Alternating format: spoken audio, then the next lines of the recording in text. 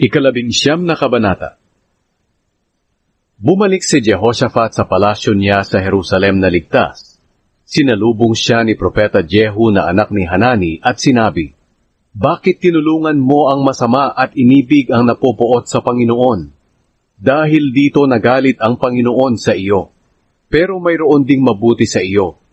Inalis mo sa Huda ang posteng simbolo ng Diyos ang si Asyera, at hinangad mo ang sumunod sa Diyos." Pumili si Jehoshaphat ng mga hukom. Nakatira si Jehoshaphat sa Jerusalem, pero pinupuntahan niya ang mga tao mula sa Beersheba hanggang sa bulubundukin ng Efraim para hikayatin silang manumbalik sa Panginoon, ang Diyos ng kanilang ninuno. Naglagay siya ng mga hukom sa bawat napapadirang lungsod ng Huda. Sinabi niya sa kanila, "Mag-isip muna kayo ng mabuti bago kayo humatol, dahil hindi kayo hahatol para sa tao kundi para sa Panginoon, na siyang sumasa inyo sa tuwing magbibigay kayo ng hatol. Gumalang kayo sa Panginoon, at humatol kayo ng mabuti, dahil hindi pinapayagan ng Panginoon na ating Diyos ang kawalan ng katarungan, ang paghatol ng may kinikilingan, at ang pagtanggap ng suhol."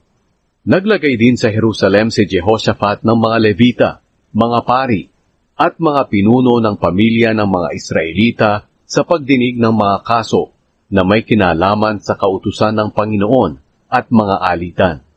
At sila'y tumira sa Jerusalem. Ito ang utos niya sa kanila, "Kailangang maglingkod kayo ng tapat at buong puso, na may paggalang sa Panginoon. Kung may kaso na dumating sa inyo mula sa mga kababayan ninyo, sa kahit saang lungsod na may kinalaman sa pagpatay, o paglabag sa mga utos at mga tuntunin, balaan niyo sila na huwag magkasala sa Panginoon. Dahil kung hindi, ipapataw niya ang kanyang galit sa inyo at sa kanila. Gawin niyo ito para hindi kayo magkasala. Kung may mga kaso tungkol sa Panginoon na hindi niyo maayos, si Amaraya na punong pari ang siyang mag-aayos nito. At kung may kaso tungkol sa gobyerno na hindi niyo maayos, si Zebadiah na anak ni Ismael, na pinuno ng lahi ni Huda, ang siyang mag-aayos nito. Ang mga Levita ay tutulong sa inyo para matiyak na mapapairal ang hustisya. Magpakatapang kayo sa paggawa ng inyong mga tungkulin. Naway samahan ng Diyos ang mga taong gumagawa ng matuwid.